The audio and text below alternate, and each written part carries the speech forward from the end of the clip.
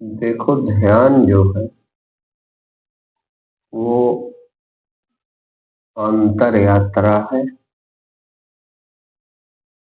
तो अंतर यात्रा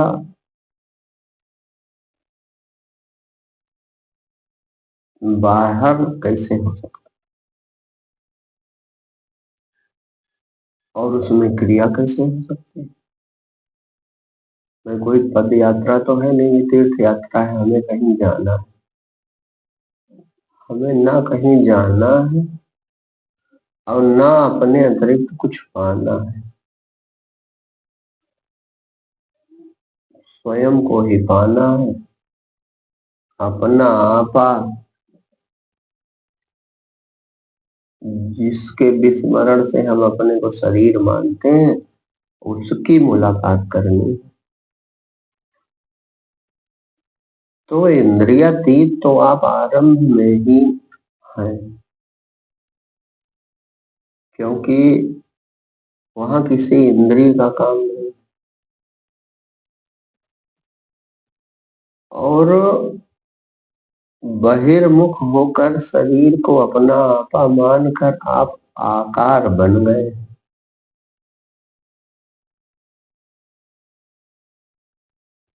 और आकार के बिना आप अपने आप को नहीं जानते,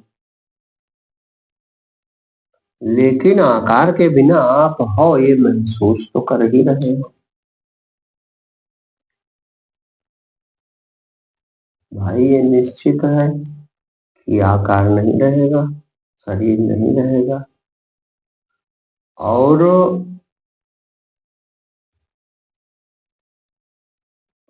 स्वप्न में भी आकार, ये बाहरी आकार भूल जाता है, दूसरा काल्पनिक आकार रहता है। तो आकार के बिना आपका होनापन आपको महसूस हो रहा है। उस अनुभव को पकड़िए। पकड़ने से तात्पर्य है कि हाथ पैर से नहीं पकड़ना, वो अनुभव आप ही हो, उसे जानो। और जानकर फिर शांत रहो, तो वो दिखता भी है। उसका नाम है स्वयं प्रकाश। स्वयं प्रकाश का मतलब वो खुद को प्रकाशित करता है, वो स्वयं सिद्ध है। आप अपने आप को स्वयं जानते हैं और अन्य चीजों को भी जानते हैं। तो अन्य जितनी अनुभूतियां करते हो वे आपसे प्रकाशित होती हैं। जैसे सर्दी गर्मी, कड़वा मीठा, सुनना, रूप या शब्द। कहने का मतलब सारे संसार की अनुभूतियां, सारी इंद्रिय अनुभूतियां, इनको आप सिद्ध करते हो। ये खूब सूक्ष्मता से समझो। इंद्रियां और इंद्रियों के द्वारा होने वाली अनुभूतियां ये आपसे सिद्ध होती हैं, लेकिन आपको कौन सिद्ध करता है? मैं हूं। इसको सिद्ध करने वाला कौन है? इसका प्रमाणक कौन है? रूप की प्रमाणक आंख है, आंख से रूप दिखता है। शब्द का प्रमाणक कान है, श्रवण इंद्री, उससे पता चलता है आवाज हो रही है। सर्दी गर्मी की प्रमाणक त्वचा है कि ठंडी है कि गर्मी है। कड़वा मीठा जुबान बताती है। लेकिन मैं हूं इसका प्रमाणक कौन है? मैं हूं इसका प्रमाणक, प्रमाण करने वाला कोई और नहीं, तुम स्वयं हो। स्वयं सिद्ध हो तुम। और एक शरीर से अलगाव के लिए एक सहारा ले लो कि गहरी निद्रा में या स्वप्न काल में तुम दूसरे शरीर को मैं कहते थे, तो उसका भी प्रमाणित कर रहे थे। दूसरा शरीर, दूसरी आंखें, दूसरे हाथ पैर, और उसके भी प्रमाणक तुम बन गए थे। उसके साक्षी थे, उसको जानते थे। स्वप्न देखा, ये हो रहा है, ऐसा ऐसा हो रहा है, तो तुम प्रमाणक थे कि नहीं थे? लेकिन वहां भी तुम्हारा प्रमाणक कोई नहीं था। अब वो सब झूठा हो जाता है, नींद टूटने पे जगे तो सब झूठा हो गया। लेकिन जगे और अकेले बचे, फिर पता चला तुम अकेले साक्षी थे, सपन में बड़ी भीड़ थी, इसका प्रमाण भी तुम्हारे पास। इस समय इस शरीर को देख रहे हो, इस शरीर की इंद्रियों द्वारा तमाम अनुभव कर रहे हो, इसके प्रमाणक भी आप हो। तो सबको सिद्ध करने वाले तुम हो, लेकिन तुम्हें सिद्ध करने वाला कौन? तुम्हें सिद्ध करने वाला कोई नहीं, तुम स्वयं अकेले हो और निराकार हो। इस पर तुम्हें श्रद्धा करनी पड़ेगी, क्योंकि स्वप्न तो प्रमाण देता है। अब बुद्धि में कुतर्क आवे तो न मानो। स्वप्न तो इस बात का प्रमाण देता है कि तुम निराकार हो, क्योंकि ये शरीर तो भूल गए थे, तो दूसरे शरीर का अनुभव तुम कैसे करने लगे? अगर निराकार न होते तो कैसे करते? और अनुभव के ही आधार पर तो तुम जगत को सत्य कहते। तो अनुभव तो स्वप्न का भी होता था, तो जगत तो स्वप्न तो झूठा निकल गया। तो इसलिए हो सकता है ये जगत भी झूठा हो। ये बात माननी पड़ेगी, इस पर श्रद्धा करनी पड़ेगी, और फिर तुम हो इसमें कोई संशय नहीं। क्योंकि तुम्हारा नाश तीनों काल में नहीं होता, स्वप्न में भी तुम होते हो, और स्वप्न मिट गया तो जागृत में भी तुम हो। गहरी निद्रा सुप्ति कही जाती है, उसमें भी तुम रहते हो। लेकिन उस समय शरीर इंद्री संसार कोई होश नहीं रहता, इसलिए कहते हो मुझे कुछ याद नहीं रहा। इतनी गहरी नींद आई कि मुझको कुछ याद नहीं रहा। यानी तुम निराकार हो। अब निराकार में जो होनापन है, मैं हूं, शरीर देखते हुए भी ये सोचो, क्योंकि शरीर आंख देख रहे हैं ना। आंख ना हो तो शरीर कहाँ हो? मान लो पांचों इंद्रियां फेल हो जाए तो शरीर नहीं सिद्ध होगा। आंख से दिखाए ना, कान से सुनाई भी ना पड़े, त्वचा भी ना काम करे, तो शरीर कहाँ सिद्ध होगा? लेकिन तुम रहोगे। तो अपने होनेपन की यात्रा थोड़े करनी है, केवल शांत हो जाना है। सिर्फ शांत रहो बस। और शांत हो जाने पर अपना आपा वो इस जगत में नहीं प्रकट होता, वही है वो प्रकट होता है। ये मिट जाता है। जैसे स्वप्न मिट गया, शरीर प्रकट का हुआ, शरीर उससे सत्य था, तुम्हें पता चला रहे हम तो कमरे में सो रहे थे। इसी तरह ये संपूर्ण जगत मिट जाता है ध्यान अवस्था में। तब चेतना अपने आप बच जाती है। वह चेतना दिव्य अनंत है। दिव्य है, अलौकिक है, और अनंत है, उसका कोई आदि अंत नहीं। उसी के विस्मरण से ये फिर शरीर दिखने लगता है। तो है तो बहुत सरल, और यात्रा भी कोई नहीं करनी है। बस क्या करना है? त्याग करना है झूठे का, झूठे शरीर की जो ममता है इसका त्याग कर दो। संसार का त्याग का करना है, केवल शांत हो जाना। फिर शरीर बनेगा, खाओगे पियोगे रहोगे, जो प्रकृति है प्रकृति में रहेगी। लेकिन तुम प्रकृति पार प्रभु सब उर्वासी, प्रकृति से परे हो तुम। प्रकृति तुमसे जीवित हो जाती है। परमात्मा से प्रकृति संचालित है, तो परमात्मा ही तुम हो।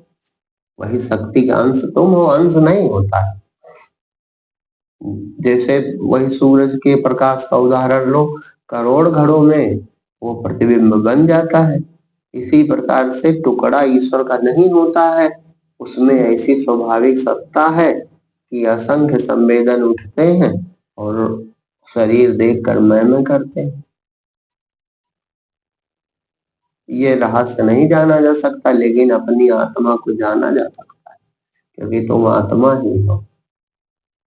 बस इधर का जो कुछ तुम देख रहे हो प्रपंच, इसे झूठा मान के अपने में शांत होने की कला आ जाए, इतना साहस आ जाए, इतना धैर्य आ जाए। जब तक ये नहीं आएगा तब तक ध्यान नहीं घटित हो। संसार को सत्य माने रहो। अच्छा, स्वप्न देखता हुआ आदमी स्वप्न को सत्य माने रहे तो जागेगा? नहीं जाग सकता, कोई उपाय नहीं। स्वप्न की शरीर लेकर के कहा तुम जाग सकते? नहीं जाग सकते। इसी तरह इस शरीर को लेकर के चेतना में नहीं जागा जा सकता। शरीर लेकर ध्यान नहीं होता है। निराकार हूं मैं, इस भाव में शांत हो जाओ तो अपना आपा प्रकट हो जाए, और अपना आपा एक बार प्रकट हो जाए फिर इतना परमानंद है, ऐसी अनोखी दशा है कि तुम रोज रोज वही करोगे, बार बार वही करोगे, फिर पूर्णतया उसी में प्रतिष्ठित हो जाओ, तब ये जगत उसी का प्रकाश है, सिद्ध हो जाता है। जगत प्रकाश प्रकाशक रामू, मायाधीश ज्ञान गुण धामू, ये होश आ जाता है।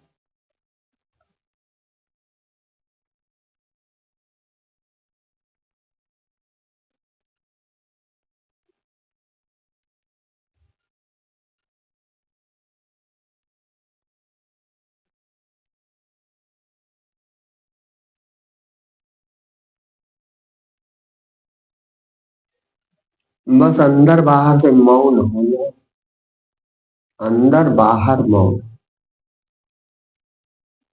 कोई विचार नहीं और कुछ करना नहीं, और उस दशा को पहचानो, उस दशा में स्थिर रहो, बस अपने आप दृश्य गायब हो जाएगा। अचानक ऐसा होगा, पूरा संपूर्ण, जैसे स्वप्न गायब हो जाता है उसी तरह पूरा संपूर्ण जगत शरीर सहित सब गायब हो जाएगा, और तब केवल चेतना होगी। और जब तक चेतना चेतना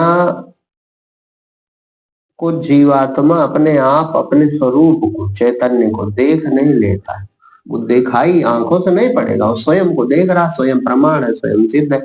लेकिन जब तक वह दशा एक बार खुल नहीं जाती तब तक ना आपको शांति मिलेगी, न चैन मिलेगा, न ज्ञान प्रकट होगा, न मृत्यु का भय दूर होगा। जितने ज्ञान के लक्षण लिखे एक भी प्रकट नहीं हो सकता। झूठे आरोपण करने से नौटंकी है, जगत वाले करते हैं।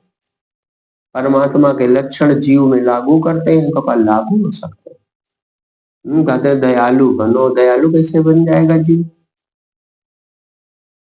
परमात्मा में दया है और जीव में तो हिंसा होती। दयालु बनो लेकिन बन नहीं पाओगे, दानी बनो लेकिन बन नहीं पाओगे,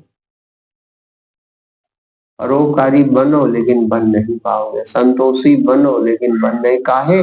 ये सब लक्षण है परमात्मा के। परमात्मा में दया है, प्रेम है, संतोष है, और परहित नहीं है, वो स्वयं का हित करता है, वो सब अपना अंग जानता है। जैसे जीव जो है, जो चीज अपनी जानता है उसके प्रति दयावान होता है। अपने में दया होती, यही सिद्धांत है, अपने में प्रेम होता है, अपने का हित भी कर लेता है, अपने की सेवा भी कर लेता है। अब अपना आपा पूर्ण रूप से जानता नहीं है, तो जिसे अपना आपा जानता है उसके प्रति दयालु है। शरीर के प्रति तुम दयालु हो, शरीर को जाड़ा लग नहीं सकता, लगे तो तुरंत कंबल स्वेटर, भूखा नहीं रखोगे, भोजन कराओगे। शरीर के प्रति तुम दयालु हो सकते हो क्योंकि शरीर को तुम अपनी आत्मा जानते हो, ये सत्य है। दूसरे के प्रति नहीं होंगे। अब चूंकि अपना आत्मा तुम पुत्र को जानते हो तो पुत्र के प्रति दयालु हो, पत्नी को जानते हो पत्नी के प्रति दयालु हो, माता पिता को अपना मान लिया तो उसके प्रति दयालु हो गए। माने जिसे अपना मानोगे उसके प्रति दयालु हो जाओगे, उसके प्रति सेवा भाव आ जाएगा, उसके लिए प्रेम पैदा हो जाएगा, उसके लिए करुणा उपजेगी। तो आत्मा में ये होता है अपने आप में। और संसार के लिए लोग कहते हैं करो करो, तो कोई कर पाएगा? नहीं कर सकता। लेकिन अगर आत्म बोध जब प्रकट हो जाता है, निराकार चैतन्यता अपनी वह अकेली है, उसमें ब्रह्मांड नहीं। हम कहा करते हैं ब्रह्मांड व्यापी, ब्रह्मांड व्यापी उसका प्रकाश। जैसे स्वप्न तुम्हारा ही स्वरूप है तो कहने भर को है, का तुम स्वप्न बन गए। इसी तरह वह चेतना जो अनंत है, वह जब प्रकट होती है और जीवात्मा वही उसी में लय हो जाता है, ब्रह्म होकर ब्रह्म को जानता है, अलग से नहीं जानता। तो जब डूब गया मन उसी में, तब देखा अपने आप को, और देखा कुछ नहीं बचा। तो जगने पे फिर जब जगने से तात्पर्य जागृत अवस्था में, वो तो तुरीय पद है। तो जब जागृत अवस्था फिर बनी यानी त्रिपुटी बनी, तो ये निश्चय हो जाता है कि ये सब उसी का प्रकाश है। तब सच्चा दया, प्रेम, परोपकार, सेवा, ये गुण प्रकट हो जाते हैं, अपने आप संतों के अंदर होते हैं, क्योंकि वे अपनी आत्मा सबको जानते हैं। जैसे आप पुत्र, पत्नी, परिवार के प्रति दया भाव रखते हो, प्रेम रखते हो, उनकी सेवा करते हो, और सब कुछ करके भी कुछ चाहते नहीं हो, बस इसी तरह पूरे ब्रह्मांड के प्रति हो सकता है। लेकिन कब? जब आत्म बोध हो जाए। तो बिना आत्म बोध के केवल एक आडंबर हो सकता है, कोई नहीं कर सकता। करते हो, परिधि में करते हो। इसी को भगवान ने माया का मैं अरुमूर तोड़ते माया, मैं मेरा का बंटवारा करके आदमी करता है। मेरा और पराया, तो जो मेरा है उसके प्रति हम दयावान रहेंगे, उसके प्रति प्रेम भी रहेगा, उसके लिए हम मर मिटेंगे, उसके लिए हम रातों दिन काम करेंगे, उसके लिए माने स्वार्थ। देखो, स्वार्थ जो है भगवान की दी हुई वृत्ति है, माने अपने लिए कुछ कर जाना। तो चूंकि हम शरीर को अपना आपा मानते हैं और शरीर के संबंधियों को अपना मानते हैं, पुत्र, पत्नी, परिवार, माता पिता, भाई बहन, तो इनके लिए हम मर मिटते हैं। और स्वरूप का बोध हो जाए तो सच्चे स्वार्थी हुए। स्वार्थ माने अपने लिए कुछ कर ही नहीं पाते। यही अज्ञान है। तो इसे मिथ्या मानना पड़ेगा, दृश्य मात्र को मिथ्या मानना पड़ेगा। मिथ्या है, ये छूट जाएगा, एक दिन मिट जाएगा, मिटता जा रहा है। संसृतित संसारा, जो सरकता जा रहा है, बदल रहा है, वो संसार है। तो ऐसी दशा में इसे मिथ्या मानो और तुम अपने आप को शाश्वत जानो, सत्य हो तुम। क्यों? बचपन का शरीर भी तुमने देखा, युवा अवस्था का भी देखा, बुढ़ापा का भी देखा, स्वप्न में दूसरा शरीर भी देखा। तो तुम नहीं बदलते हो, तुम स्थिर तत्व हो, तुम चैतन्य हो, तुम सबके ज्ञाता हो, तुम्हारा ज्ञाता कोई नहीं है। इसलिए अपने आप को ज्ञात कर लो, बस बोध हो गया। यात्रा नहीं करनी, केवल ठहर जाना है अपने आप। यात्रा कोई है ही नहीं, अपने आप में ठहर जाओ, कोई विचार ना करो। विचार ना करो ये क्रिया नहीं है, अभी तो कुछ सबको असत्य मानो, विचार उठेगा नहीं। विचार ना करो, जबरदस्ती रोको विचार, ये तो दम्भ हो जाएगा। दुनिया को यानी दृश्यमान जगत को मिथ्या मान लेने मात्र से कोई विचार नहीं उठता, ये सूत्र। दृश्यमान जगत को मिथ्या मान लो, आंखें बंद हो गई, लो अब जो जानकार वो बच गए। तुरंत तो अनुभव होने लगता है, अनुभव तो खुली आंख से भी हो रहा है। आनंद बढ़ने लगता है, चैतन्यता बढ़ने लगती है, और फिर सब कुछ शांत हो जाता है, केवल अपना स्वरूप बचता है, उसमें परमानंद है। ऐसी दशा प्राप्त करना चाहते हो तो दृश्य मात्र को झूठा मानो, शांत रहो, देखो कितनी जल्दी बोध हो जाए। लेकिन सत्य ज्ञान को कोई सत्य नहीं मानता, जगत को सत्य माने रहता है। अब आत्मा के प्रभाव से जगत को सुधारना चाहता है, सोचता है परमात्मा की साधना करेंगे तो जगत हमारा बड़ा ऊंचा श्रेष्ठ बन जाएगा। यही गलती है बहुत बड़ी। परमात्मा तो सब कर ही रहा है, प्रकृति उसने बनाई, अब वो सब कुछ कर रहा है, वो करता रहेगा, वो स्वयं सब देखभाल करता है। लेकिन हमारे अंदर कोई संसार को सत्य मान के संभालने की वृत्ति नहीं होनी चाहिए। शरीर तो छूट नहीं जाएगा, जब तक जीवन है तो कर्तव्य जो कर रहे हो वो करो, उसमें भी ईमानदारी रखो।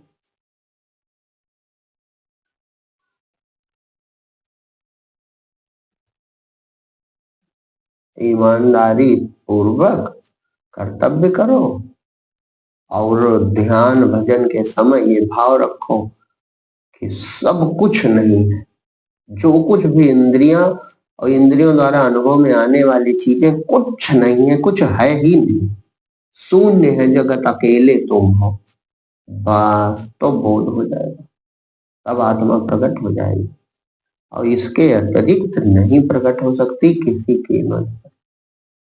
और कोई अभ्यास नहीं, ना कुछ करना है, इसीलिए हम कुछ बताते नहीं। अनेक जो कर्मकांड लिखे हैं, सब मन को रोकने के हैं, लेकिन जब कुछ नहीं मानोगे तो मन अपने आप रुक जाएगा और डूब जाएगा और फिर नष्ट भी हो जाएगा। सारे अनुभव मन में है। मन माने अहंकार, मैं भाव, इसी में सब कुछ है। और मैं भाव शांत होकर डूब जाए अपने आप में, बस कल्याण हो जाए। तुम हो इसे कौन सिद्ध करता है, इस पर गौर करो। तुम ही परम सत्य हो और तुम ही से सब सिद्ध हो रहा है। तुम्हें सिद्ध करने वाला कोई नहीं। अपने आप में स्थिर हो जाओ, बोध हो जाए।